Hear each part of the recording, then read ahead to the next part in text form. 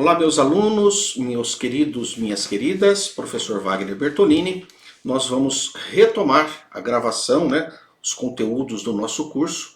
Agora nós vamos ver um assunto muito bacana, que é uma parte da identificação, não mais necessariamente vinculado com o estudo de esqueletos, como a gente tinha visto anteriormente, mas vinculado às impressões digitais. É uma parte da identificação que pode ser médico-legal, mas também ela é muito empregada na identificação judiciária, que é um dos tópicos, um dos tipos de identificação que nós temos. Nós temos a identificação médico-legal, nós temos a identificação judiciária e nós temos a identificação civil e criminal. São tópicos diferentes, com abordagens diferentes. Nós vamos ver aqui, hoje, o assunto papiloscopia. Escopia. Toda vez que você tiver isso, escopia significa algo que você visualiza. Então, microscopia. Visualização de algo pequeno, com uso de microscópio. Certo? Aqui é papilo e scoping. Scoping é ver. Então, você tem lá escopeta. É visualização. Scoping. Escopia é visualização.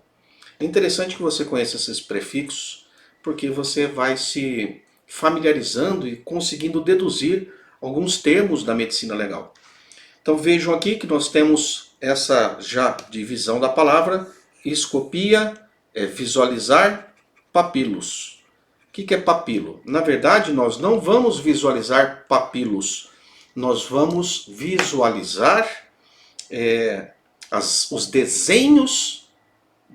os desenhos digitais que nós temos, que são as papilas dérmicas, que promovem, eles estão presentes no nosso dedo, nas falanges e em outras partes do corpo, e eles promovem um desenho, aqui nós temos um desenho, e quando esse desenho em contato com o suporte, a gente vai ter uma impressão, que a gente chama popularmente de impressão digital.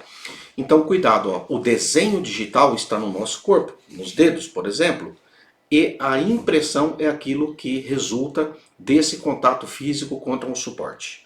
Beleza? A parte de papiloscopia ela foi muito importante na identificação.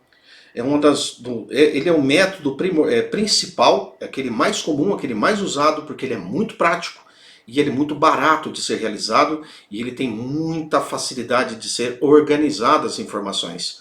Ou seja, classificar as impressões coletadas. Daí, quando surge isso? Quando surge o estudo? Nós temos vários pesquisadores que trabalhavam já, estudavam essa parte das impressões digitais, dos desenhos digitais. Mas, assim, como efeito histórico, vamos citar aqui Francis Galton, 1888. Ele era um inglês e ele começou a analisar o material conhecido e coletado por um outro pesquisador, Herschel, e ele buscou lançar bases científicas para a impressão digital. Mas do jeito que ele foi feito, essa base, foi um sistema rudimentar, mas ele tem um mérito. Ele serviu de ponto de partida para os demais sistemas datiloscópicos. Aí, 3 anos depois, Vergne ele discorre sobre o sistema de Galton e apresenta sugestões quanto ao emprego das impressões digitais. Então vejam que esses caras, a gente tem aí Malpighi, que é anterior, nós temos, você já deve ter visto estudos talvez sobre a origem das impressões digitais. Você sabe quando surgem as impressões digitais? Sabe? Quando surge? Quando você nasce? E a resposta é não. Cuidado que é matéria de prova, isso já foi questionado em prova. Surge entre o 4º e o 6º mês de gestação. 4º e 6º mês de gestação. Professor, gêmeos univitelínicos, as impressões digitais são idênticas? Resposta não. Por quê?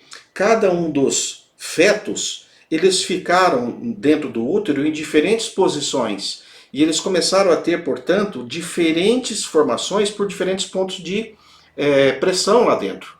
Então, nem mesmo gêmeos univitelínicos têm impressões digitais idênticas. Não tem. Vejam, portanto, que é um método muito importante. Por quê? Impressão digital, cada um tem a sua, né? E ela serve, portanto, para individualizar alguém. Se serve para individualizar alguém, serve para diferenciá-lo dos outros.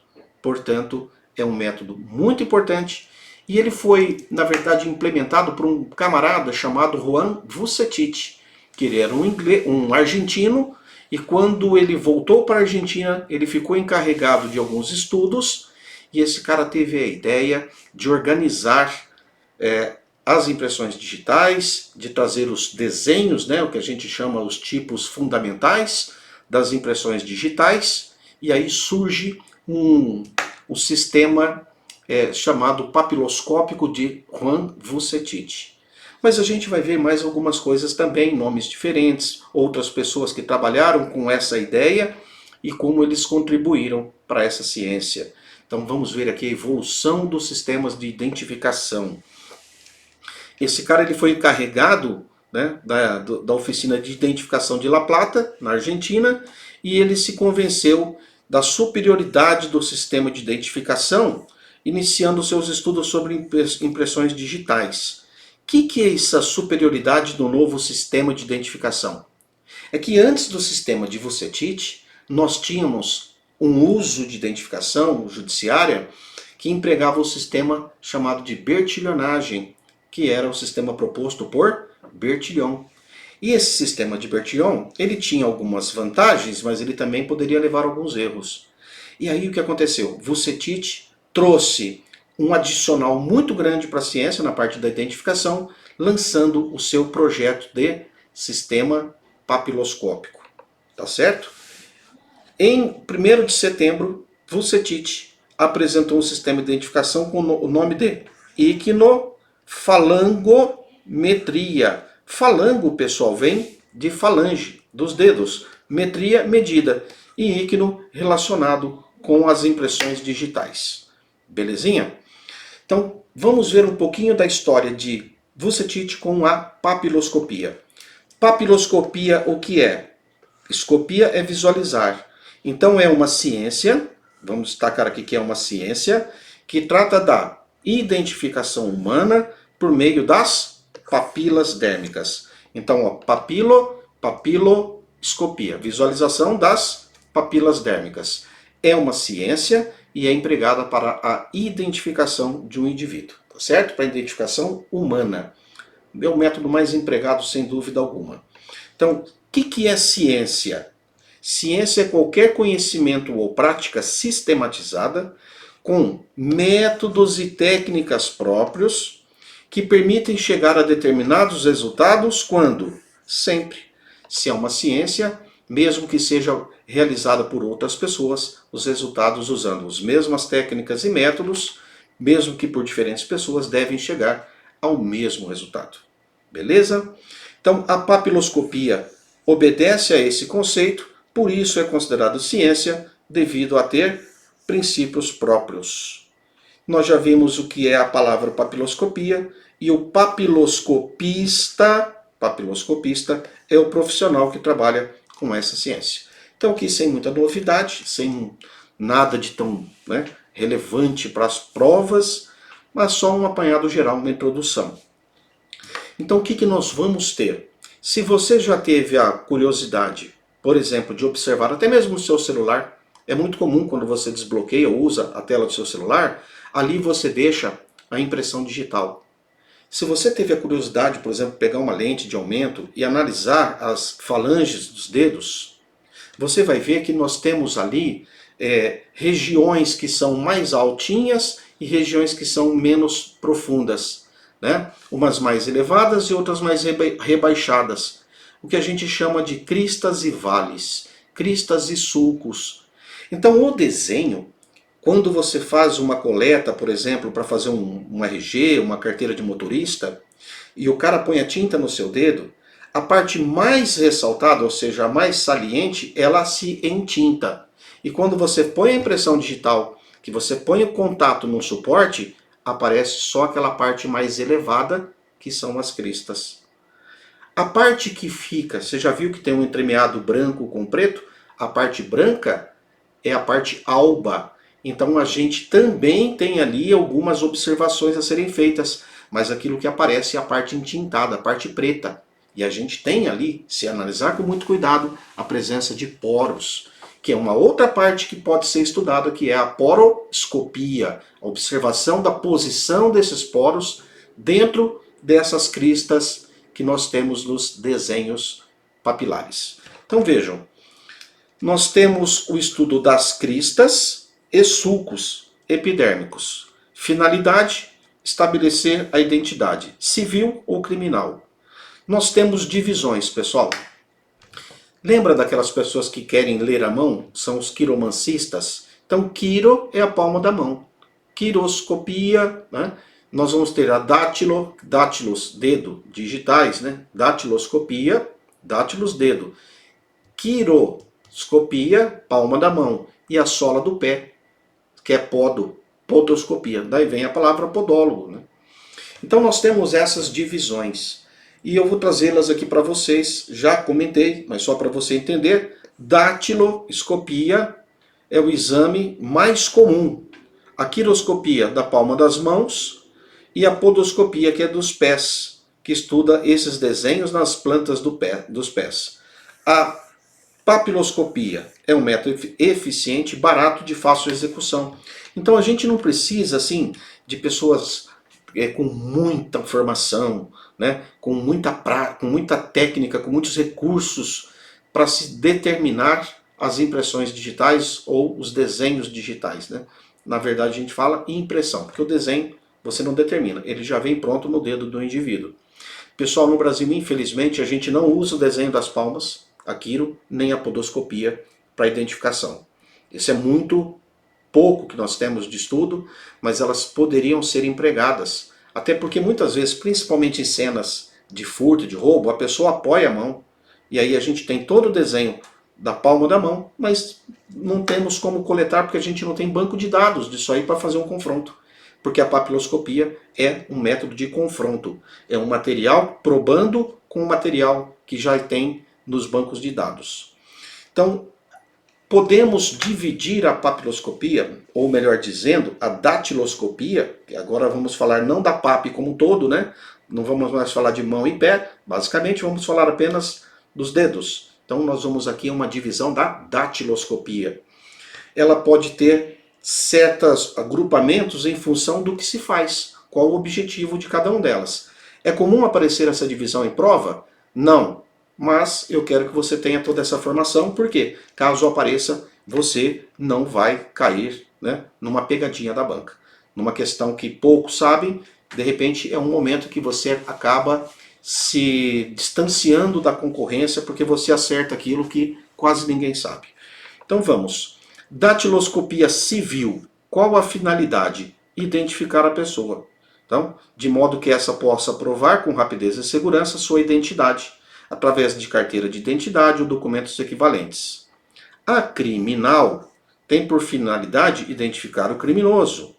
Então, os reincidentes. Por quê? Quando o camarada vai preso, a gente fala que ele toca lá o piano. Ele deixa registrado na sua ficha de identificação, né, sua fórmula datiloscópica.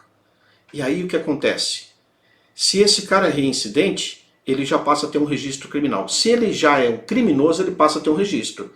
Quando reincidente, fica muito mais fácil, porque acha-se uma impressão digital numa cena de crime, e aí a gente faz essa busca nos sistemas dos criminosos.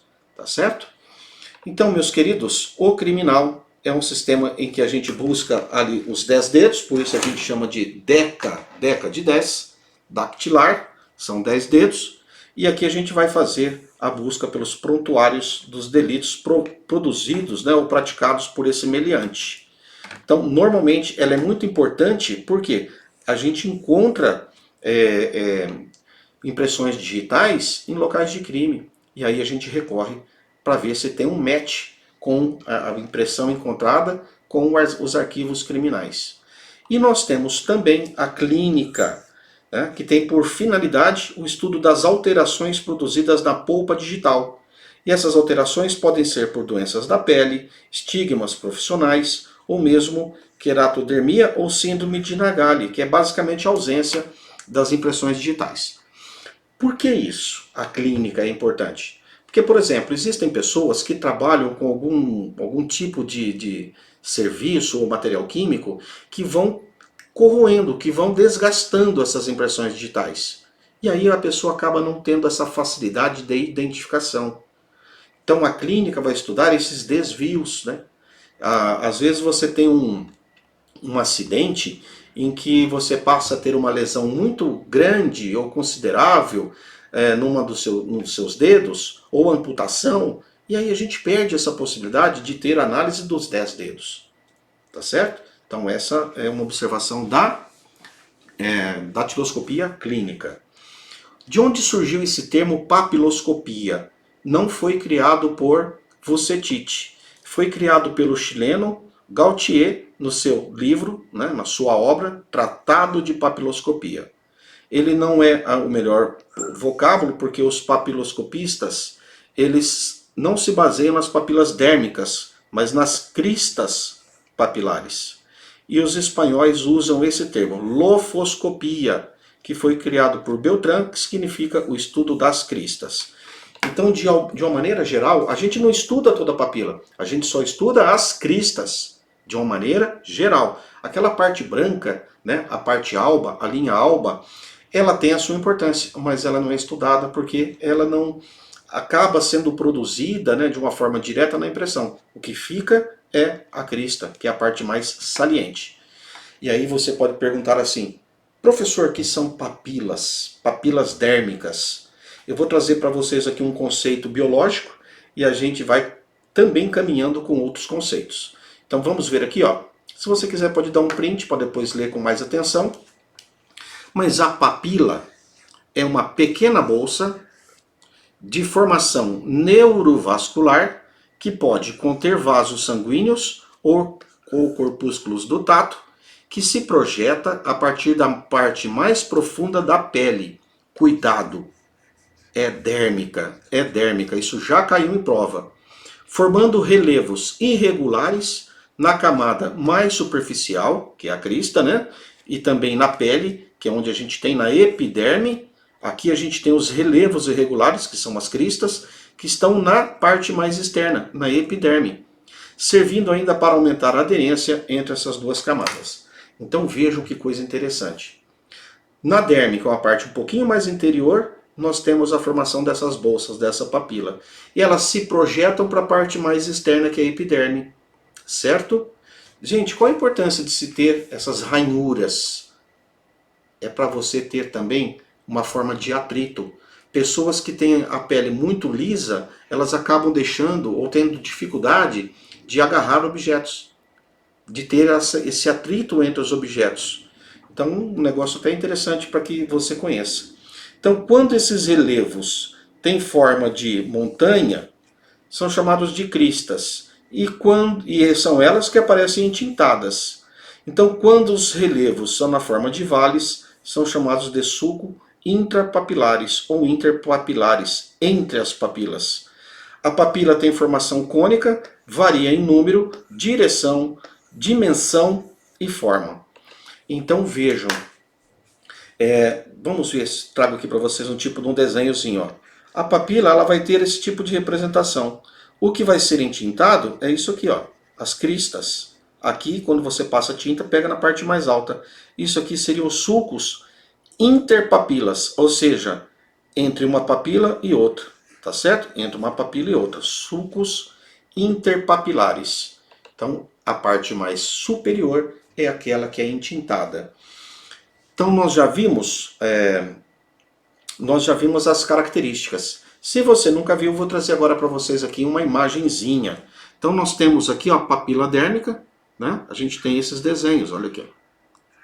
E eu gostaria que vocês observassem que nós temos a epiderme, que é a parte mais externa, que é aqui que vai aparecer o reflexo dessa formação, né? Ela se projeta, é uma região de ligação da derme com a epiderme.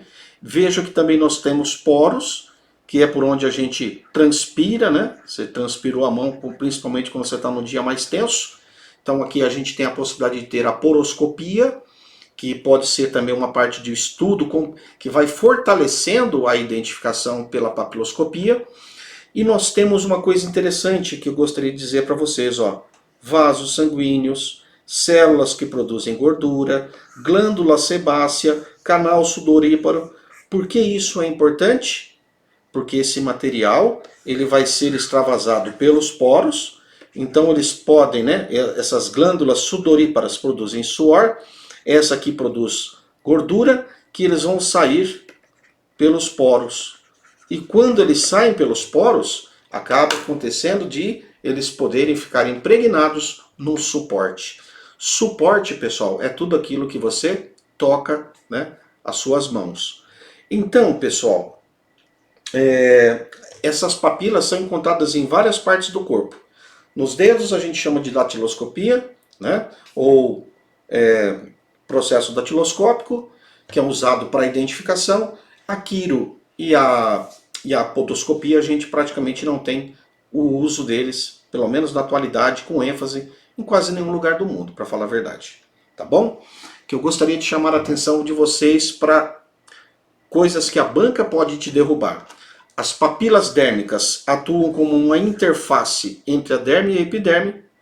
A sua presença produz as cristas ou linhas papilares, e essas saliências podem ter as seguintes funções: sensorial, referente às terminações nervosas necessárias para o tato; mecânica, aquela parte que eu disse para vocês, para aderência, que ela é aumentada pela presença das saliências, que são ranhuras que permitem e aumentam a aderência entre corpos diferentes. E exudação, referente à liberação de suor e também de gordura para a eliminação de gorduras. Papilas não são externas, elas estão na derme. Cristas papilares são externas e são eles que produzem o desenho digital que está aqui, que na verdade a gente chama de impressão digital quando toca no suporte. Então o sulco é o espaço entre duas cristas. Pessoal,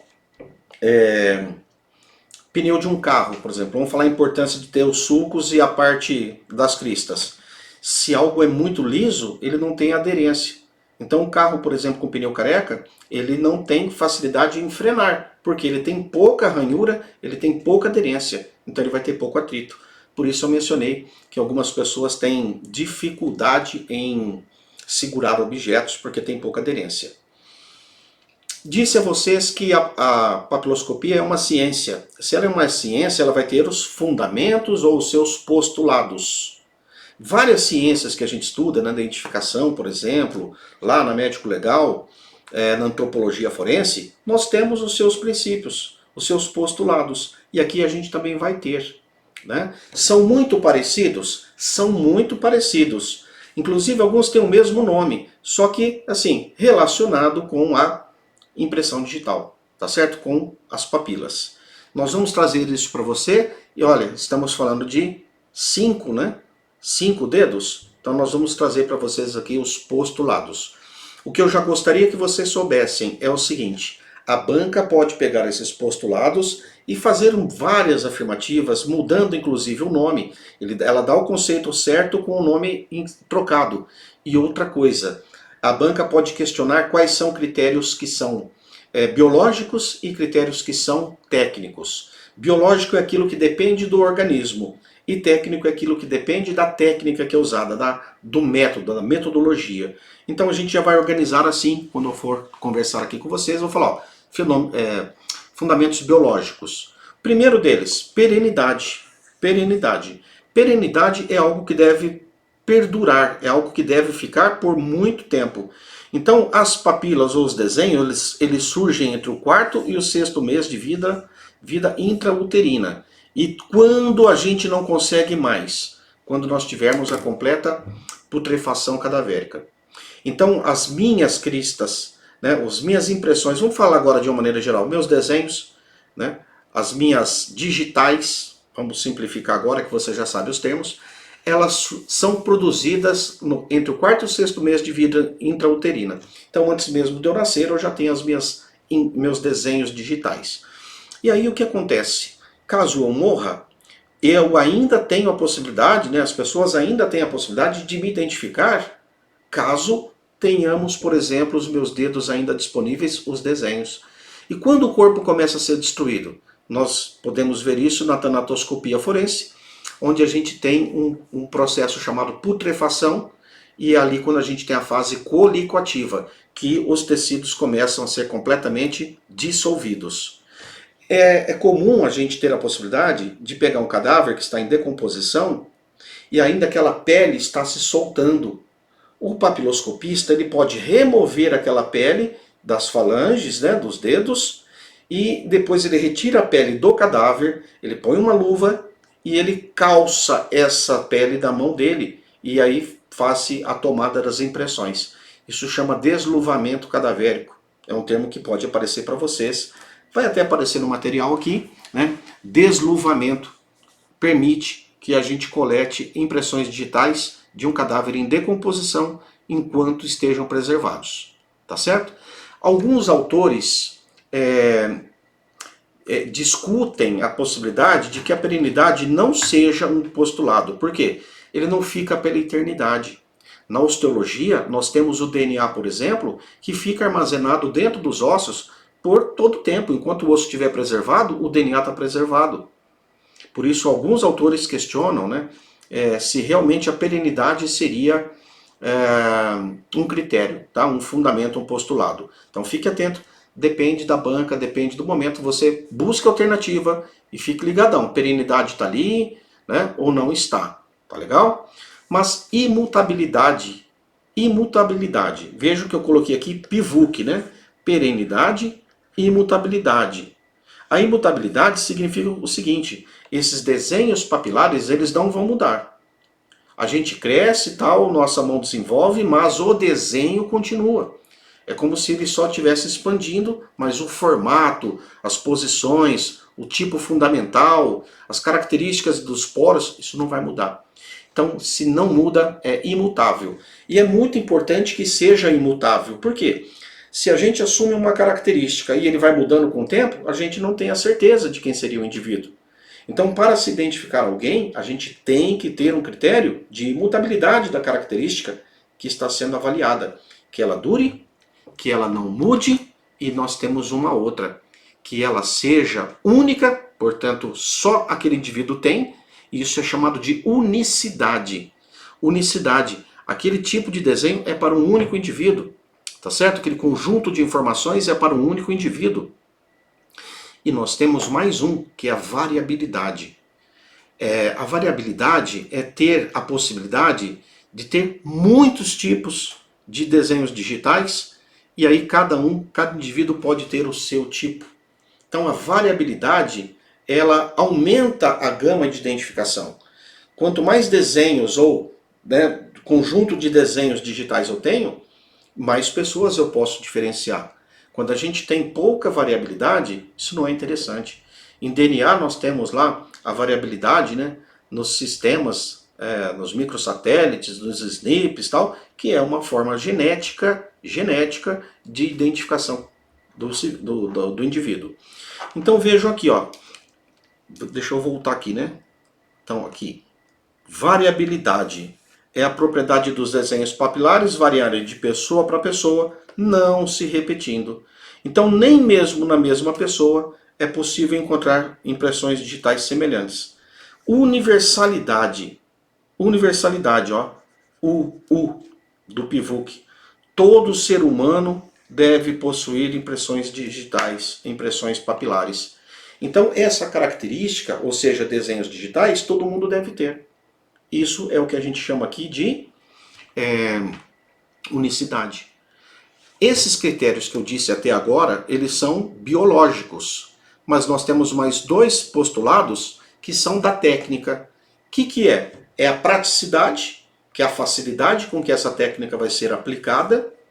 E depois que a gente tem a coleta dessas informações, dessas características, elas precisam ser classificadas, organizadas. Sabe? Para a gente depois, quando precisa no momento, ter uma forma rápida, fácil e objetiva de buscar. para confrontar. Por exemplo, olha, achei esse pedaço aqui, ou achei essa impressão digital.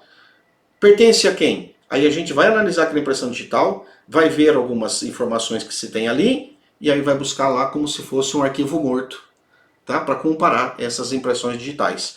Então, classificabilidade. Os desenhos digitais podem ser facilmente classificados em tipo, subtipo.